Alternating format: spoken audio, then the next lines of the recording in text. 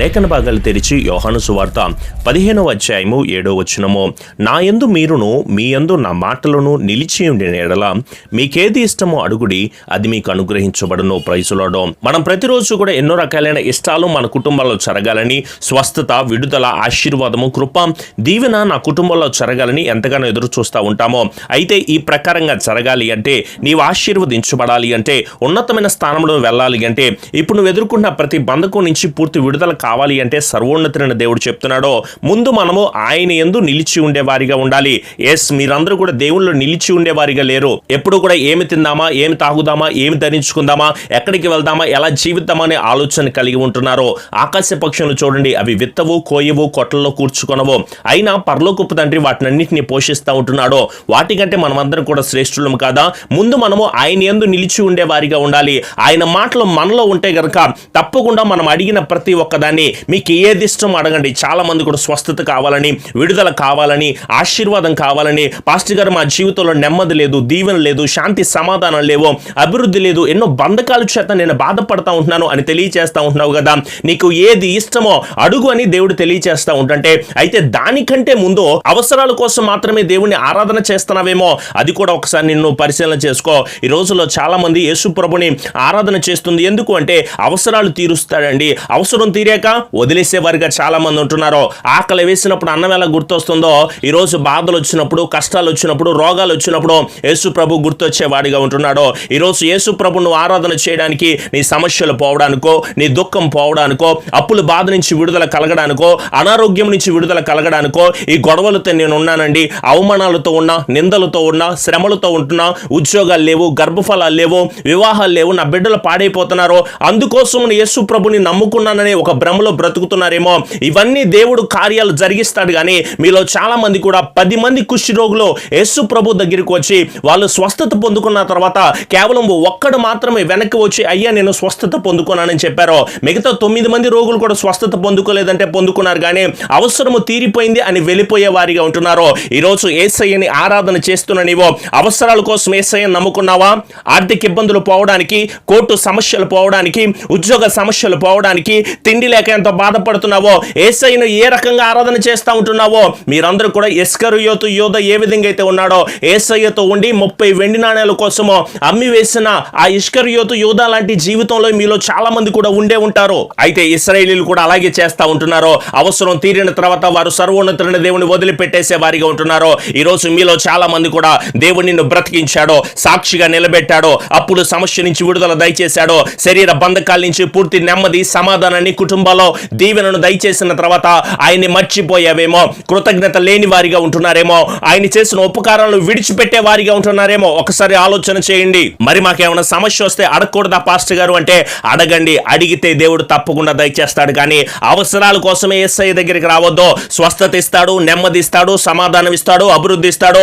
ఈ రోజు నువ్వు ఎదుర్కొన్న ప్రతి సమస్య కూడా పరిష్కారం ఆయనే. నువ్వు పడుతున్న ప్రతి దుఃఖాన్ని కూడా సంతోషం ఇచ్చి నడిపించేది ఆయనే. నేనే చెప్పగలను, మీకు ప్రతి ఒక్కరికి స్వస్థత కలుగుతుంది, విడుదల కలుగుతుంది, ఆశీర్వాదం కలుగుతుంది, కృప కలుగుతుంది. దానిలో ఎలాంటి సందేహం లేదు. కానీ కేవలము దానికోసమే యేసయ్యను నమ్మదో, శ్రేష్టమైన నిత్య రాజ్యాన్ని ఇస్తాడన్న ఆలోచన కలిగి అడగండి. సర్వోన్నతమైన కృప దేవుడు తప్పకుండా మీకు దయచేస్తారో. యాకోబుకి ఆశీర్వాదం లేదు, దేవాది దేవుడిని అడిగాడో, దేవుడు సర్వోన్నతమైన కృప దయచేయలేదా? హన్నా సంతానం లేకుండా బాధపడతా ఉంటున్న సమయంలో దేవుడు హన్నాకి సంతానం ఇచ్చి నడిపించాడో. సొలొమోనుకి జ్ఞానం కొదువుగా ఉంది. ఈ రోజు మీలో కూడా చాలా మంది చదువుకున్న బిడ్డలు, వయసుకు వచ్చిన బిడ్డలు జ్ఞానం లేదని ఎదురు చూస్తూ ఉంటున్నారేమో. సొలొమోను అడిగిన విధంగా మీరు జ్ఞానం అడగండి, దేవుడు తప్పకుండా కార్యాలు జరిగిస్తాడో. ఎస్తేరు రాణిగా అవ్వాలని ఎంతగానో అనుకుంది, నిజంగా దేవుడు గొప్ప క్రియలను చేస్తా నడిపిస్తూ ఉంటున్నాడో. హిజ్కియా ఆరోగ్యం అడిగాడో, దేవుడు అద్భుత కార్యాలు జరిగించాడో. సిలువ మీద దొంగ కూడా పరలోక రాజ్యము చేరాలనుకుంటున్నాను అని చెప్పేసి అంటే దేవుడు తప్పకుండా అనుగ్రహించాడో. పౌలు శీలను బంధించి చెరసాల్లో వేసేసినప్పుడు జైలు అధికారి రక్షణ కావాలని అడిగాడో, దేవుడు వెంటనే రక్షణ అనుగ్రహించాడు. అంటే దేవుడు అడిగితే, ఇప్పుడు నేను చెప్పిన ప్రతి ఒక్కరు కూడా అడిగితే వాళ్ళందరూ కూడా పొందుకున్నారో. వాక్యం వింటున్న నీవు కూడా అడిగితే తప్పకుండా పొందుకుంటావు.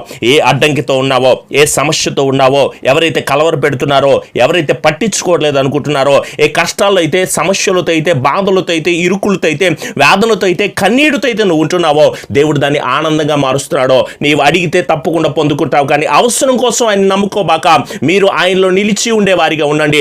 ఆయన మాటలు మీలో ఫలింపచేసే విధంగా ఉండండి. పరిపూర్తిగా ఆయన నమ్మండి. మీ హృదయంలోకి ఆయన్ని ఆహ్వానించుకోండి. తప్పకుండా మీ కుటుంబంలో ఉన్నతమైన స్థానంలో నడిపించబడతారో. ఏ బంధకాలతో ఉన్నా, ఏ చీకటి శక్తులతో ఉన్నా, ఏ దురాత్మ శక్తులు మిమ్మల్ని పట్టినా, ఏ రక్షణ లేక ఎదురు చూస్తూ ఉంటున్నా, స్థిరపరచబడే స్థిరమైన మనస్సు మీలో లేకుండా ఉన్నా సరే దేవుడు మిమ్మల్ని పిలుస్తూ ఉంటున్నాడు. మీరు చేస్తున్న ప్రార్థనని సఫలీకృతం చేస్తాడో, మీ కోరికను సిద్ధింపజేసి మీ ఆలోచన యావత్తును కూడా సఫలీకృతం చేసే సర్వోన్నతుడైన దేవాది దేవుడు ఉన్నాడు అన్న విషయాన్ని మీరెవరు కూడా మర్చిపోవద్దు. మరి మేమేం చేయాలి పాస్టర్ గారు అంటే, మీరు ఆయనలో నిలిచి ఉండండి. ఆయన మీలో తప్పకుండా నిలిచి ఉంటారు. తీగ ద్రాక్షవల్లితో నిలిచి ఉంటే గానీ ఎలాగ ఫలించదో, అలాగే మనం ఆయనతో నిలిచి ఉంటే మనం అందరూ కూడా ఫలించే వారిగా ఉంటామో. ద్రాక్షవల్లి ఆయన, తీగలు మనము. ఎవరు ఆయన యందు నిలిచి ఉంటారో, ఎవరు ఆయన యందు నిలిచి ఉంటారో వారందరూ కూడా బహుగా ఫలిస్తారో. ఆయనకు వేరుగా ఉండి మనం ఏమీ కూడా చేయలేమండి. మనం ఏ పార్టీ వారమో, ఏ మాత్రం వాళ్ళమో ఆయనకు విరుద్ధమైన కార్యాలు మనం అందరూ కూడా చేయడానికి ఎవడైనా ఆయన యొద్ద నిలిచి లేకపోతే గనక వాటన్నిటిని కూడా తీసి పారవేస్తారు కదా, అగ్నిలో కాల్చి వేస్తూ ఉంటారు కదా. అందుకే మనమందరము ఆయనలో మనము నిలిచి ఉండేవారిగా ఉందాం. ఆయన మాటలు మన దగ్గర ఉంటున్నాయి అనుకోండి, మనకు ఏది ఇష్టమో అడిగితే తప్పకుండా ఆయన మన పట్ల కార్యాలు జరిగిస్తాడో. మీ జీవితం ఇప్పుడు దాకా అంధకారమైన పరిస్థితిలోకి వెళ్ళిపోతూ ఉంటుందేమో, ఆయన వాక్యం ద్వారా మీతో మాట్లాడుతూ ఉంటున్నప్పుడు మీ జీవితాన్ని మీరు సరి చేసుకోండి. వాక్యం ద్వారా మిమ్మల్ని మీరు మార్చుకోండి. మీ చూపుతో, మీ మాటతో, మీ ప్రవర్తనతో, మీ హృదయముతో ఒకవేళ ఆజ్ఞను అతిక్రమిస్తూ జీవిస్తూ ఉంటున్నారేమో, దోషభరితమైన జీవితాన్ని మీరు అందరూ కూడా చేసేవారిగా ఉంటున్నారేమో. అసత్యంలో నుంచి సత్యంలోకి మనం అందరూ కూడా నడిచాము నాన్న. చీకట్లో నుంచి వెలుగులోకి మనం అందరూ నడిపించబడ్డాం. మరణాపాయ స్థితిలో నుంచి జీవమైన శ్రేష్టమైన విషయాల్లోకి మనం అందరూ కూడా నడిపించబడతా ఉంటున్నప్పుడు ఈ ఆపదలు వచ్చినా, సమస్యలు వచ్చినా, వ్యాధులు వచ్చినా, కష్టాలు వచ్చినా, శ్రమలు వచ్చినా సరే మీరెవరూ కృంగిపోవడానికి అవకాశం ఉండకూడదు. మీరు భయపడొద్దు. మీ ప్రార్థన నాకు వినపడిందన్న సర్వోన్నతుడైన దేవుడు తెలియచేస్తూ ఉంటుంటే మనం భయపడవలసిన అవసరం లేదో, బాధపడవలసిన అవసరం లేదో. లెక్కలేని ఆపదలు మన మీదకి వచ్చినా సరే ఆయన శక్తిమంతుడు, మన ఆపద నుంచి రక్షిస్తాడు గనక ముందు మనము అంతం వరకు నమ్మకంగా ఉండేవారిగా ఉందాం. జీవమైన శ్రేష్టమైన కిరీటాన్ని మనకి దేవాది దేవుడు దయచేస్తాడు గనక నమ్మకమైన బిడ్డలుగా ఉండండి. ఆయన ఆజ్ఞల ప్రకారంగా మనం అందరూ కూడా నడుచుకుంటూ ముందుకు సాగిపోతే దేవుడు అత్యున్నతమైన ప్రణాళికతో మనల్ని నడిపిస్తారు.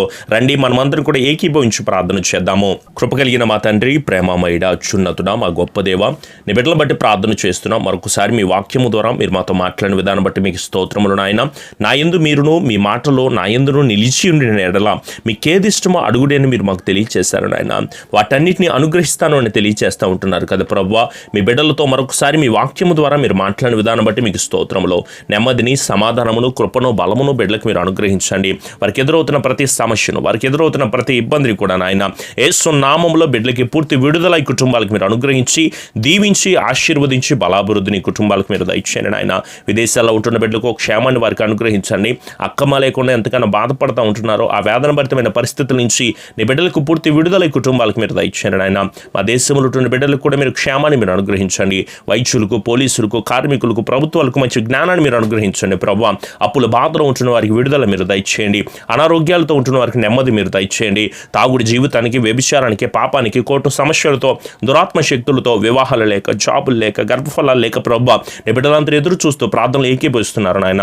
వారిని ఆత్మీయంగా ఈ రోజంతా మీరు బలపరిచి మీ కృపద ఇచ్చేయమని వాక్యాన్ని విన్నారు. వారి జీవితాలు ఫలింప చేసుకోవడానికి, వారి జీవితాలు మార్చుకోవడానికి మీ ఆత్మ కృపను కుటుంబాలకు మీరు అందించి, స్థిరపరిచి, కృపద ఇచ్చేసి, ఆశీర్వదించి, బలాభివృద్ధిని మీరు దయచేయమని మా ప్రియ రక్షకుడైన యేసు నామములో అడుగుచున్నాము తండ్రి.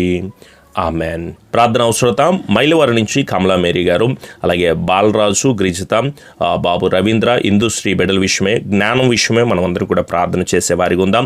అలాగే బాబు కిరణ్ కుమార్ విషయమే, అలాగే జాన్ బాబు, కుస్మా, బ్లెస్సీ, బెన్నీ, ఈ కుటుంబాలన్నింటినీ కూడా దేవుడు దీవించి ఆశీర్వాదకరంగా నడిపించబడాలంటూ కూడా మనం అందరూ ప్రార్థన చేసేవారిగా ఉందాం. అలాగే మీ ప్రార్థన అవసరతలు మాకు తెలియచేయండి. తప్పకుండా వాటన్నిటి విషయమే ఎల్లప్పుడూ కూడా ప్రార్థన చేసేవారిగా ఉంటాము. అలాగే ఈ ఛానల్ని సబ్స్క్రైబ్ చేసుకోండి. పక్కనున్న బెల్ ఐకాన్ క్లిక్ చేయడం వల్ల మేము ఎప్పుడు వాక్యాలు పెడుతున్నా తప్పకుండా నోటిఫికేషన్ కింద వస్తాయి. అలాగే ఈ వాక్యాన్ని మీ స్నేహితులకి, బంధువులకు తప్పకుండా షేర్ చేయండి.